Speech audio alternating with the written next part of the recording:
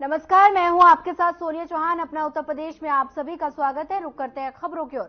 लखनऊ में मुख्यमंत्री योगी आदित्यनाथ ने क्रिसमस के अवसर पर प्रदेशवासियों को हार्दिक बधाई और शुभकामनाएं दी और जारी एक शुभकामना संदेश में मुख्यमंत्री ने कहा कि ये पर्व जरूरतमंदों की मदद करने और मिलजुल कर खुशियां बांटने का संदेश देता है।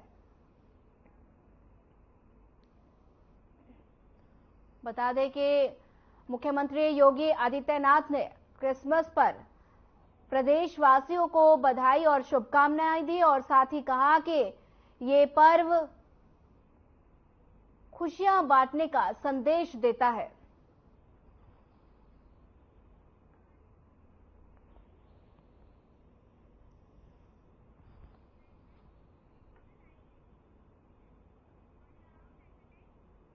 चलिए सीधे लिए चलते हैं आपको आगरा, जहां आगरा में सीएम योगी आदित्यनाथ अटल जी के पैतृक गांव प्रतिमा का अनावरण कर 148 के परियोजना का लोकार्पण किया। क्या कुछ कहा, आइए आपको सुनाते हैं।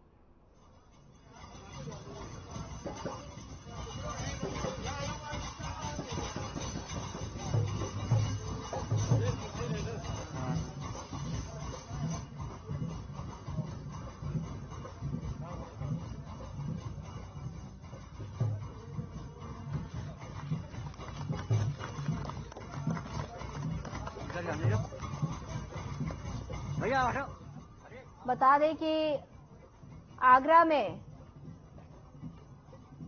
सीएम योगी आदित्यनाथ पहुंचे हैं, जहां पर आगरा में उन्होंने अटल बिहारी वाजपेयी के पैतृक गांव जाकर पुष्प अर्पित किए और बता दें कि उनके आगरा में लखनऊ में पूर्व प्रधानमंत्री अटल बिहारी वाजपेयी की जयंती मुख्यमंत्री योगी आदित्यनाथ ने उनको याद किया और सीएम ने प्रतिमा पर माल्यार्पण किया, नमन किया। क्या कुछ कहा, आइए आपको सुनाते हैं।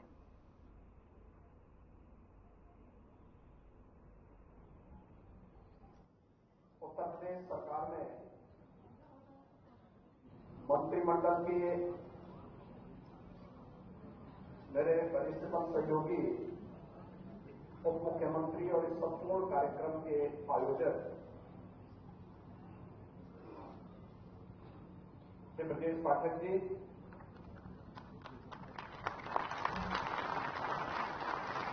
महापौर श्रीमती सुषमा खरगवाल जी, प्रदेश सरकार में हमारे मंत्रीगण डॉक्टर संजय निषाद जी, श्री दयाशंकर मिश्र दयालु जी, भारतीय जनता पार्टी के क्षेत्रीय अध्यक्ष श्री कमलेश मिश्र जी, माननीय विधायक श्री पंकज सिंह जी, मुकेश शर्मा जी, इंजीनियर अवनीश कुमार सिंह जी, रामचंद्र प्रधान जी, पवन सिंह जी, डॉक्टर नीरज बोरा जी, योगेश शुक्ला जी, प्रख्यात साहित्यकार और जिनकी कविताओं को सुनने के लिए लखनऊ वासियों को हमेशा इस दिन का इंतजार रहता है।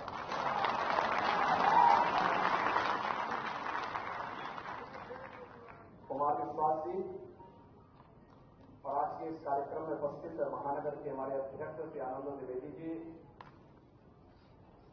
श्री अमित टंडन जी और अन्य सभी उपस्थित महानुभाव, भाइयों और बहनों, सरदार अटल बिहारी वाजपेयी जी की पावन जयंती की पूर्व संध्या पर अटल गीत संध्या का यह अभिनव आयोजन अत्यंत अभिनंदनीय है और इस वर्ष में इसका और भी महत्व है। आप सब जानते हैं ना,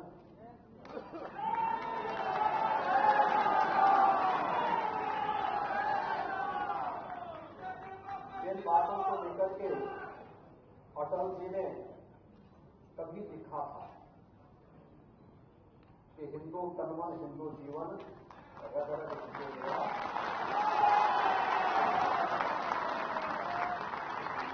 हिंदू कहने में शर्मा के दूध लगाते लाज न आती, घोर पतन है अपनी मां को मां कहने में हटती था।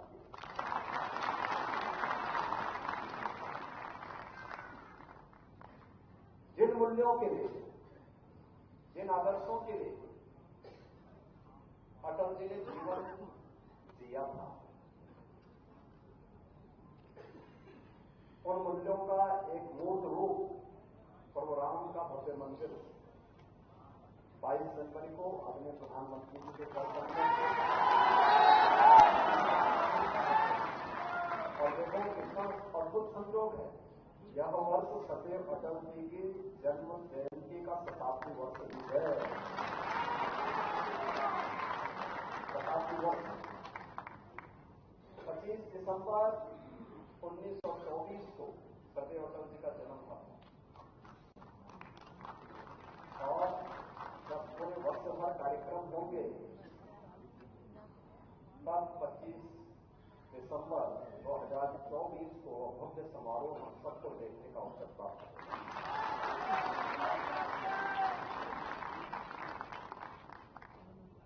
राजनीति का एक ऐसा आजाद शब्द सम और विषम दोनों परिस्थितियों में कार्य करने की अद्भुत क्षमता, जनता जनार्दन को सम्मोहन की एक अद्भुत साधना,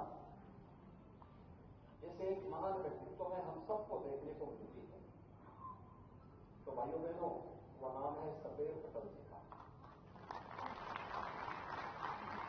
और मैं साथ के लिए ब्रजेश जी को विशेष रूप से धन्यवाद देता हूं। अटल जी के नाम पे ये सबसे बड़ा कार्यक्रम होता है। है कि पिछले 5 वर्ष से लगातार इस कार्यक्रम में मुझे सहभागी बनने का अवसर प्राप्त हुआ। तो इस अवसर पर सदैव अटल जी की स्मृतियों को नमन करते हुए उन्हें हम उनकी जयंती की पूर्व संध्या पर विनम्र श्रद्धांजलि अर्पित करते हैं और वर्ष भर आज कार्यक्रम की शुरुआत ब्रजेश जी ने यहां पर अटल गीत संध्या से कर दी है। कुमार विश्वास जी भी आए हैं और मैं उनसे कहूंगा कि अब साहित्यकारों का समय इस रूप में आना चाहिए कि गांव से लेकर के प्रदेश स्तर पर और राष्ट्रीय स्तर के अब कभी सम्मेलन अटल जी की स्मृति में गांव से लेकर के प्रारंभ किया, गांव में भी हो, स्कूलों में भी हो, विश्वविद्यालयों में भी हो और फिर अटल जी पर शोध भी हो। एक ऐसा व्यक्तित्व जो घरेलू मोर्चे पर या वैश्विक मोर्चे पर, विदेशी मोर्चे पर सफलतापूर्वक अपना राह बनाता हुआ गया। एक ऐसा व्यक्तित्व जिसने मूल्यों और आदर्शों की एक स्थापना की। एक ऐसा व्यक्तित्व भारत की राजनीति का स्टेबिलिटी कैसे होनी चाहिए, स्थिर सरकारें कैसे देश में उपयोगी होती हैं, इसकी शुरुआत अटल जी ने 1998 से प्रारंभ की, जो आज लगातार चल रही है। वही परंपरा चल रही है। लोगों को परखने, जांचने का एक अवसर भी प्राप्त होता है और वही चीजें अटल जी ने जो शुरुआत की, लंबे समय तक कार्य करते हुए भी हम मूल्यों और आदर्शों के साथ पूरी प्रतिबद्धता के साथ जनता जनार्दन की सेवा कर सकते हैं। भारत के अंदर, भारत के अनुरूप विकास के बड़े बड़े कार्यक्रमों को लागू कर सकते हैं और यह सभी अटल जी का ही महिमा है। एक बात कही थी उन्होंने और अटल जी ने क्या बात कही? अटल जी ने कहा कि प्रभु, मेरे प्रभु, मुझे इतनी ऊंचाई कभी मत देना कि गैरों को गले न लगा दो। आप देखिए उनकी संवेदना को। हम बड़ी बड़ी बातें करें, बहुत ऊंची ऊंची बातें करें, लेकिन संवेदना समाप्त हो जाए एक कॉमन मैन के लिए, एक गरीब के लिए, एक नौजवान के लिए, महिलाओं के लिए, तो फिर उसको मनुष्य कहलाने का अधिकारी तो वह नहीं ही होगा। और मुझे लगता है कि बड़ी बात अटल जी ने उस समय को भारत की राजनीति को आईना दिखाया था भारत को एक नई दिशा दी थी और ये हम सबका गौरव है कि सरदेव अटल जी के द्वारा जो मार्ग। बता दें कि लखनऊ में पूर्व प्रधानमंत्री अटल बिहारी वाजपेयी की जयंती मुख्यमंत्री कार्यक्रम में मुख्यमंत्री योगी आदित्यनाथ शामिल हुए और उन्होंने उनको याद किया। वहीं आपको बता दें कि मुख्यमंत्री योगी आदित्यनाथ ने प्रतिमा पर माल्यार्पण कर उन्हें नमन भी किया। भाई अपना माइक भाई बोलो नहीं, धीरे बोलो ना, नीचे से उठाओ सर रेडी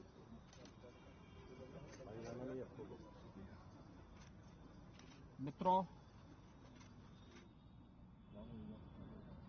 भारत माता के महान सपूत भारत रत्न सरदेव अटल बिहारी वाजपेयी जी की आज पावन जयंती है। इस अवसर पर सरदेव अटल जी की स्मृतियों को नमन करते हुए प्रदेशवासियों की ओर से मैं उनके श्री चरणों में विनम्र श्रद्धांजलि अर्पित करता हूं। हम सब जानते हैं अटल जी भारत की राजनीति के अजातशत्रु थे। भारत को राजनीतिक अस्थिरता से उभारने, देश के अंदर राजनीति में शुचिता और पारदर्शिता का एक आदर्श प्रतिमान उन्होंने रखा था और यही कारण है कि आज पिछले 9.5 वर्ष से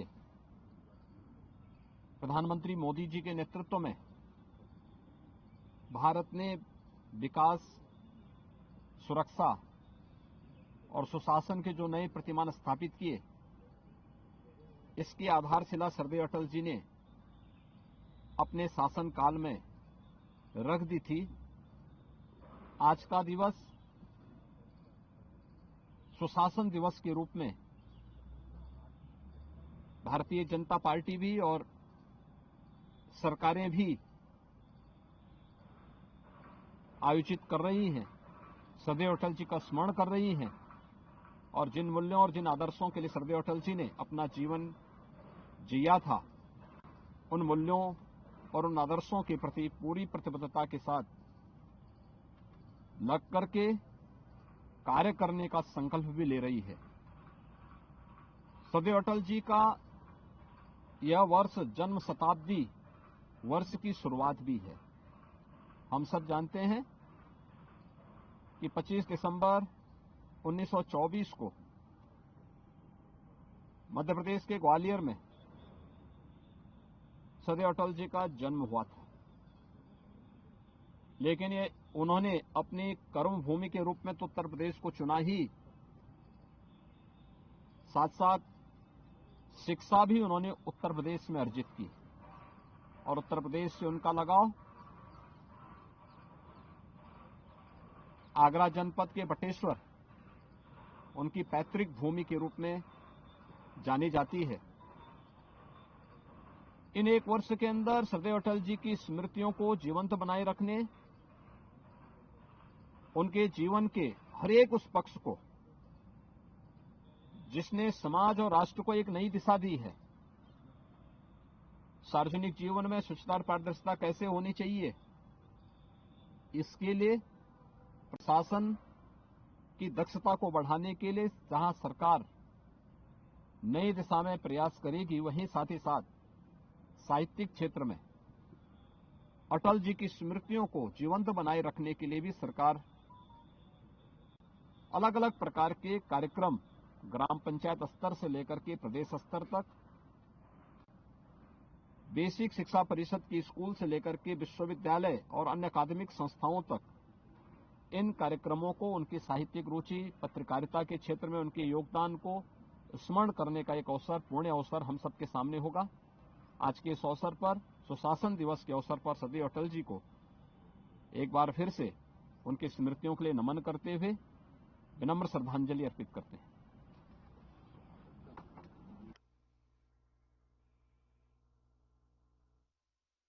चलिए सीधे लिए चलते हैं आपको ग्रेटर नोएडा, जहां विश्वविद्यालय का दीक्षांत समारोह का आयोजन हुआ, जहां उपराष्ट्रपति जगदीप धनखड़ पहुंचे। सीएम योगी भी साथ में मौजूद रहे।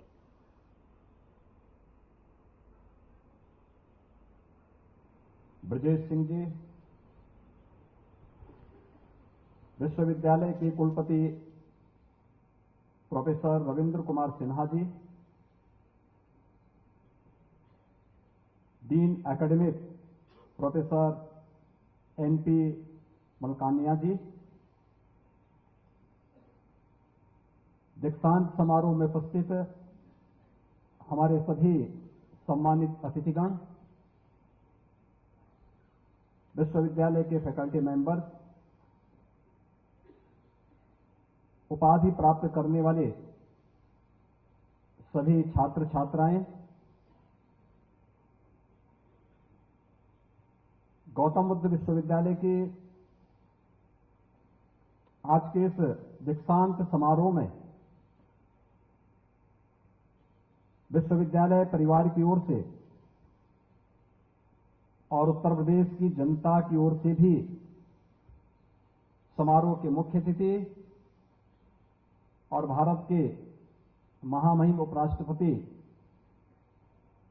आदरणीय श्री जगदीप धनखड़ जी का हृदय से स्वागत करता हूं, अभिनंदन करता हूं।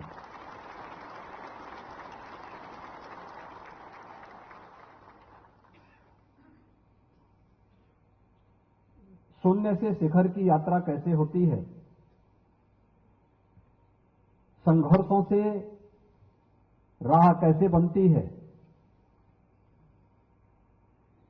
इसकी एक आदर्श प्रतिमूर्ति है हमारे आज के समारोह के मुख्य अतिथि, जिनका मार्गदर्शन कुछ ही देर में हमारे इस गौतम बुद्ध विश्वविद्यालय के उपाधि प्राप्त करने वाले इन सभी नए छात्रों को नए जीवन में प्रवेश करने के लिए प्राप्त होने वाला है।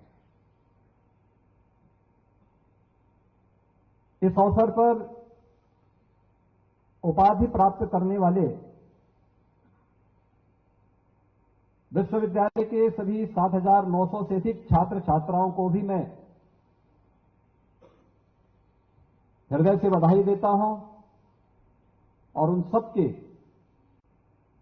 उज्जवल एवं मंगलमय भविष्य की कामना करता हूं।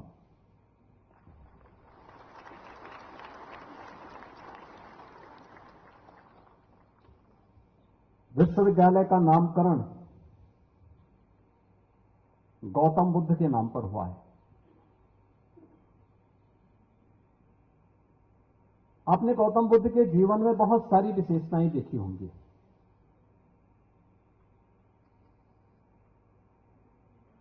और जीवन के जिन रहस्यों को उन्होंने उद्घाटित किया था, वे हर मनुष्य के इर्द गिर्द घूमती हैं।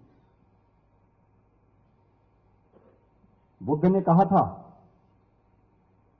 समस्या है, यानी पहले हमने उसको स्वीकार करना, चुनौती को स्वीकार करना।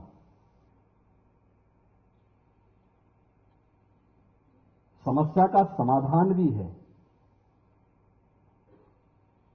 आपने जो समस्या को स्वीकार किया तो उसके समाधान का रास्ता भी आपको तलाशना पड़ेगा, और समाधान है तो उसका निवारण भी है। अक्सर होता क्या है, हम समस्या को ही स्वीकार नहीं करना चाहते। हमारी विफलता का रहस्य कहां छुपा है? जब हम समस्या से मुंह मोड़ते हैं, उससे भागने का प्रयास करते हैं, उसको जब स्वीकार ही नहीं करते, तो सबसे पहले समस्या को स्वीकार करना और हर समस्या का समाधान करने के लिए एक राह भी होती है। उस राह को चुनना, समाधान का रास्ता और याद रखना, हर रास्ते मंजिल तक ही पहुंचते हैं, बशर्ते हम स्वयं हिम्मत न हारें। तो समस्या का समाधान भी है और मंजिल में पहुंच गए तो उसका निवारण भी है। बुद्ध का ये जीवन हम सब के लिए, चाहे वह छात्र हो, चाहे वह शिक्षक हो, चाहे वह उद्यमी हो, चाहे वह जीवन के किसी भी क्षेत्र में है, उन सबके जीवन में बराबर घटित होता है, लेकिन उस राह को कोई उपयोग नहीं करना चाहता। बुद्ध का जीवन अपने आप में बहुत रोमांचक है, प्रेरणादायी है, देश और दुनिया को एक नई राह दिखाने वाला है। हमने उसे किस रूप में स्वीकार किया, ये हम पे निर्भर करता है। जब उन्हें ज्ञान भी प्राप्त होता है, उसकी भी अलग अलग घटनाएं हैं। आपकी तरह ही अंतर केवल इतना है कि बुद्ध राजमहलों में कैद हो गए थे, एक सिद्धार्थ, एक राजकुमार के रूप में। अब अपने शिक्षण संस्थानों में कैद हो जाते हैं।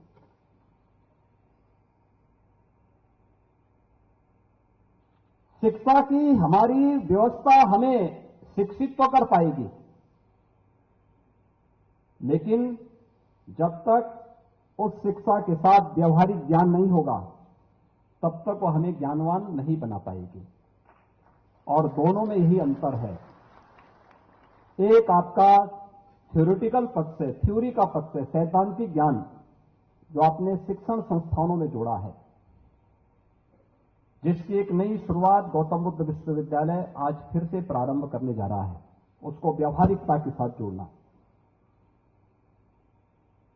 जब हमारे शिक्षण संस्थानों से कोई उपाधि धारक निकले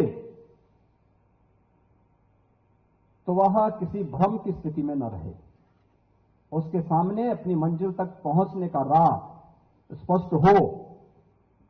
और यह हम सबके जीवन में अक्सर होता है। बुद्ध ने वे राह हमें दिखाई, स्पष्टता के साथ दिखाई। वे राजमहल में थे, देश और दुनिया की जानकारी नहीं। बुद्ध के मन में अचानक इच्छा होती है कि मैं देखूं तो बड़ा हो गया हूं, क्या है राज में, बाहर भी कुछ है कि नहीं है। फिलहाल इस बुलेटिन में इतना ही। ज्यादा खबरों के लिए बने रहिए हमारे साथ। नमस्कार।